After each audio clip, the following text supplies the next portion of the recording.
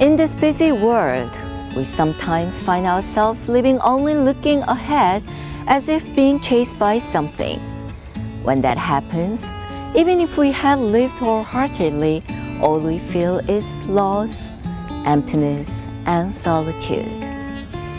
Then how could we straighten out our feelings in these situations and find our true selves?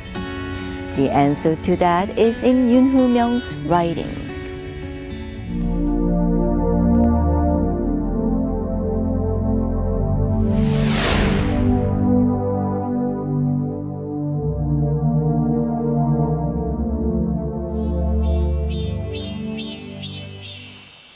Humyong. When reading his novels, we are enveloped in a hazy nostalgia or a romantic yearning. That is because his novels are always about travels, searching for my own self.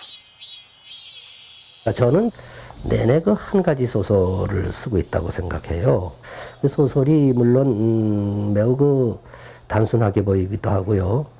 또 편협하게 보이기도 하고 그럴지 몰라도 저로서는 더 깊이 파고들어야 할 게 자기의 문제, 자아의 문제가 아닐까. 나는 어디에 있는가 하는 문제, 내 사랑의 완성은 어디에 있는가 하는 문제, 이런 것들을 앞으로도 영원히 파고들어야 될 문제가 아닌가. In these trips that is described in the first person, the narrators are generally shrouded in an indescribable loss and an uncertainty towards existence. Due to this emptiness, they leave on trips to search for the meaning of their lives. Of the two types of trips, one traces back in time in search of objects of yearning, such as ancient sites and ideologies. In these trips, a mysterious image draws the readers. Its representative piece is Dunhuang's Love. Dunhuang, a city of mystery. There's a yearning for a strange being in this city and a hidden record of the past history and life. The writer searches for them and finally reveals the realities of life. Its secret lies in the numberless mural paintings that are symbols of Dunhuang, found in a cave.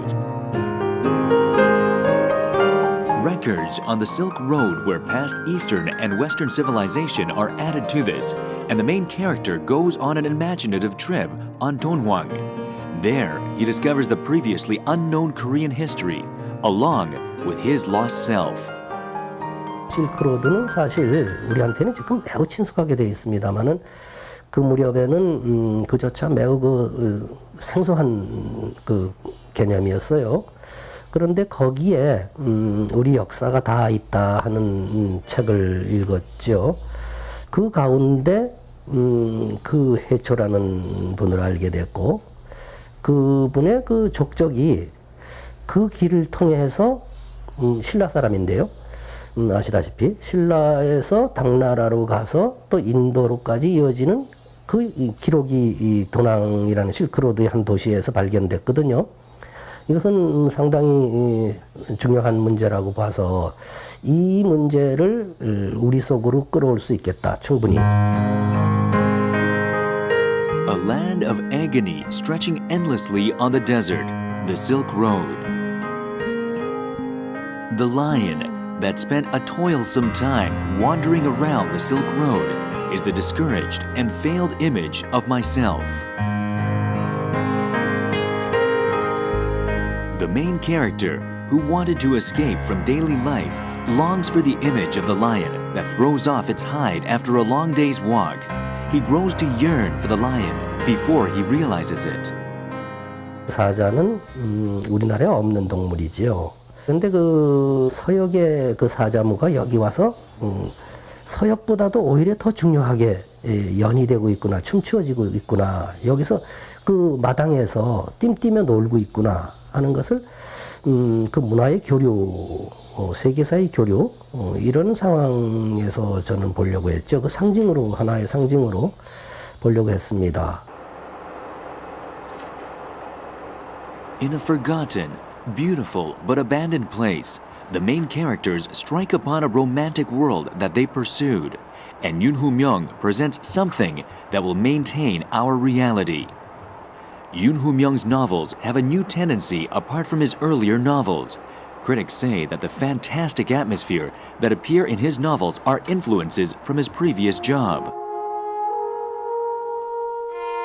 He dreamed of becoming a poet before he turned 10, and at the age of 21, his dream came true.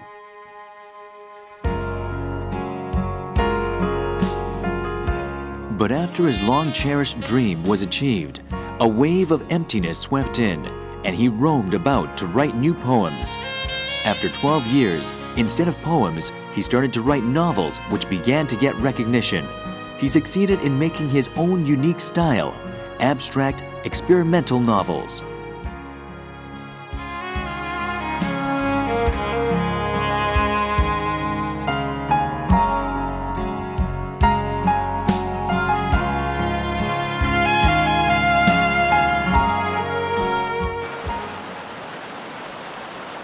Humyong, after many years of searching, found his true self along with his work. Another form of travel that his narrator leaves for is an actual trip.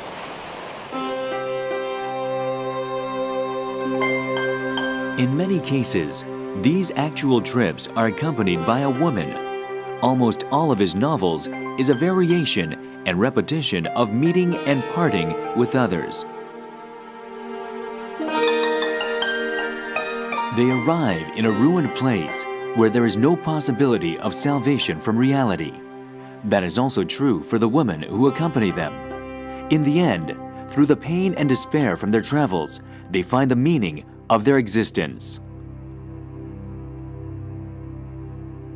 인간이란 것 자체가 매우 불확실하고 또 저 자신이 무슨 힘이 있겠습니까마는 그러나 그 힘없는 존재를 밝혀가는 것이 또한 우리 문학하는 사람들의 이 사명이라고 봐요. We could see him as a traveler who must go on a literary trip to ruminate on the meaning of life. Of course, the ultimate destination of this traveler is the return to reality. Therefore, his departure is a trip which will bring him back.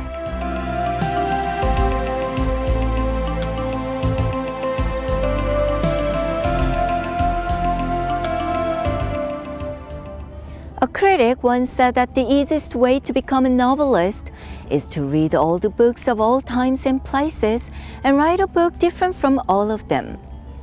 In order to deliver his message, Humyong gave up his childhood dream of becoming a poet, and now he has his own unique style of writing. In his passion of creating new stories aside from history, we learn of finding our lost selves.